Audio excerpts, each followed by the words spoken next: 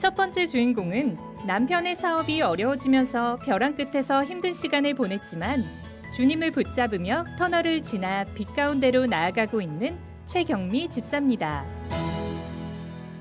절망과 고난에 빠진 누군가에게 위로와 치유가 될 수 있다면 이 또한 하나님께서 계획하신 일이라는 생각으로 이 자리에 서게 되었습니다. 저는 아무도 믿지 않는 가정에서 7살 때부터 교회에 다니기 시작했습니다. 교회 가는 길목에 있는 저희 집을 지나는 한 언니의 꼬마야 교회 가자 그 말에 이끌려서 간 곳이 교회라는 곳에 첫 발을 딛게 된 것입니다. 그렇게 시작된 저의 신앙생활은 교회를 어느 아이들처럼 별로 말씀에는 관심이 없고 그냥 교회 가는 것이 즐거웠었습니다. 그렇게 교회를 가면 천국 가고 교회를 안 가면 지옥 간다는 그런 막연한 신앙생활을 했던 것 같습니다. 어느 날 목사님께서 이스라엘 성지 순례를 다녀오셨다는 이야기를 해주셨습니다. 그 이야기를 듣는 저는 너무나 놀랐습니다. 그냥 성경책에 나오는 이야기로만 생각했던 저에게 정말 이스라엘이라는 나라가 존재하는구나. 그럼 예수님도 진짜 존재하시는 분이시구나 라고 그때부터 믿기 시작했던 것 같습니다. 사회생활을 하면서도 나는 그리스도인이기 때문에 사람들에게 보여지는 행위가 정말 중요했습니다. 그래서 저는 사람들에게 보여지는 정말 신실한 양, 정말 믿음은 좋은 척 그렇게 보여지는 외식하는 바리새인들과 같은 그런 모습의 신앙생활을 했던 것 같습니다. 제가 28살에 지금의 남편을 만나서 결혼을 했습니다. 저희 남편은 그때 당시 정말 잘 나가는 사업가였습니다. 외모도 훤칠하고 너무나 멋진 남자였습니다. 그래서 그저 제가 이 남자를 전도해야겠다는 앞으로의 저에게 닥칠 영적 전쟁은 생각지도 않았고요. 그저 앞에 보여지는 정말 잘 나가는 사업가였고 또 이대로 잘 살고 정말 꽃길만 걷겠지라는 그런 세속적인 생각을 가지고 결혼을 했던 것 같습니다. 사업은 잘 돼가고 통장에 돈은 쌓여가고 새 아파트로 들어갈 아파트도 입주가 정해져 있었고요. 정말 모든 것이 다 형통했습니다. 그런 저도 모르게 교만해졌던 것 같습니다. 그때 하나님께서 저를 멈추게 하셨습니다. 결혼한 지 1년 만에 저희 남편의 사업은 기울기 시작하였고요. 제 그때 나이 이제 30밖에 되지 않았습니다. 너무나 큰 액수의 금액을 정말 감당하기에 너무 힘들었습니다. 자고 일어나면 여기저기서 터지는 빚독촉에 정말 살고 싶지 않았습니다. 모든 너무나 잘 살 거라고만 생각했는데 모든 것이 무너지는 순간 정말 극단적인 선택을 하고 집을 나섰습니다. 너무나 원망스러웠습니다. 누구보다도 예배도 열심히 들었고 교회 생활도 열심히 했다고 생각했는데 저에게 왜 이런 시련을 주시냐고 정말 많이 원망하면서 울었습니다. 그렇게 어떻게 죽을까, 어떻게 죽어야 할까 그렇게 고민하고 있을 때 하나님께서는 이제 100일도 되지 않은 저희 아이를 생각나게 하셨고요. 내가 너에게 생명을 줬는데 너가 스스로 끊을 수 있겠느냐 이렇게 말씀이 떠올랐습니다.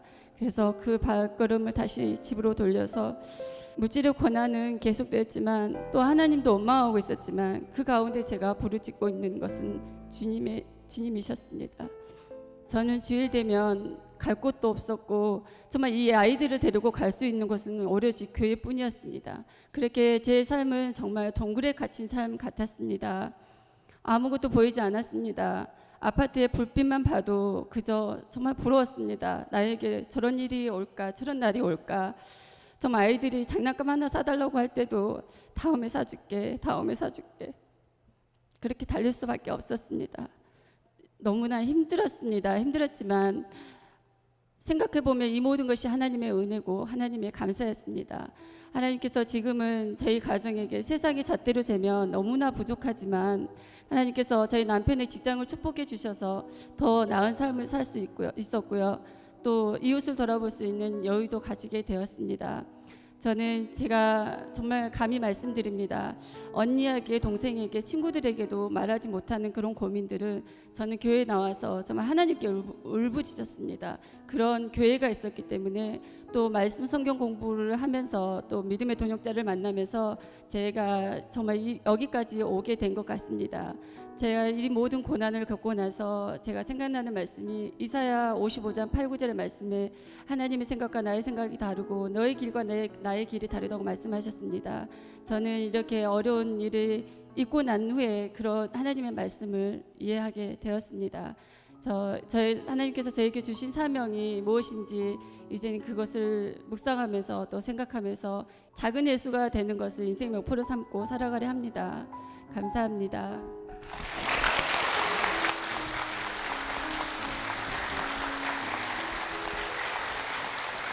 여전히 재정적인 그런 어려움은 있지만 우리 하나님은 그렇지 않아요.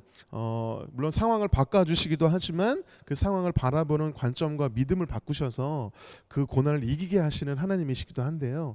이제는 그 어려움을 바라보실 때 관점과 믿음이 달라지셨을 것 같아요. 어떠신가요? 제가 그런 일이 있고 나서는 정말 하나님을 원망하는 마음도 사실 있었습니다. 그러나 이제는 제가에게 무슨 환난이 오더라도 예수님을 변함없이 사랑하겠다고 고백할 수 있고요. 또 하나님의 길과 나의 길이 다르다고 하셨던 그 말씀을 이제는 이해가 됩니다. 네, 믿음이 있기 때문에 또 이렇게 어려움을 이겨내 오셨는데 이렇게 좋은 교회 평강교회를 만나서 정착할 수 있도록 도와주신 영적 절친이 계시다고 들었어요. 이 시간 영적 절친이신 고수경 집사님이 나와 계십니다. 박수로 모시겠습니다. 집사님, 영적 절친이라고 소개해드렸는데 교회에 처음 와서 정착하시는 그 모습 그리고 이렇게 간증하는 모습까지 다 지켜보셨어요. 오늘 간증 들으시면서 어떠셨나요? 근데 이 고난을 바라보는 태도가 정말 너무 은혜롭습니다. 우리가 누구에게나 고난은 다 찾아오지만 그 고난을 태하는 태도와 그 고난을 어떻게 견뎌내는가에 따라서 그 고난이 나에게 유익이 될 수도 있고 또 나에게 절망을 주는 길이 될 수도 있기 때문에 그 방면에서 볼 때 우리 최 집사님이 너무 지혜롭지 않나 그런 생각을 했습니다. 네. 옆에서 보시기에 믿음이 성장했다 이런 거 어떻게 알 수 있어요? 네. 저희 최 집사님은요. 네.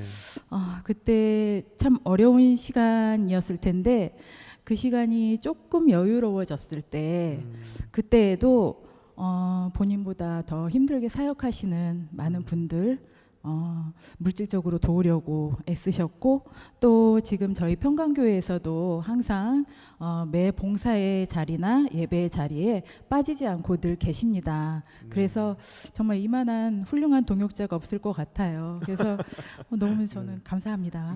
네. 네, 우리의 삶 가운데 참 어려움이 찾아오고 고난이 오지만 우리 하나님은 말씀으로도 기도로도 많이 위로하시면 또 찬양으로 위로하시잖아요. 하나님께서 주셨던 위로의 찬양이 있다면 어떤 찬양이 있을까요? 제가 나아갈 길과 제가 해야 할 길을 알려주신 듯한 소원이라는 찬양을 참 좋아합니다. 그 찬양이 어떤 가사에 또? 저의 삶의 한 소절이라도 예수님을 닮은 그런 말씀이 저의 정말 고백이 되기를 원합니다. 네, 그렇게 살기 원하는 네, 네. 그래요. 이 찬양의 가사처럼 정말 높은 산이 아니더라도 오름직한 동산이 되어서 누군가에게 주님의 그 영적 빛을 비추는 우리 집사님 되실 수 있도록 이 찬양을 제가 찬양 선물해드리도록 하겠습니다. 앞으로도 정말 주님 안에서 더 많은 아름다운 간증들 저에게 들려주실 수 있도록 두 분께 힘찬 축복의 박수 부탁드리겠습니다.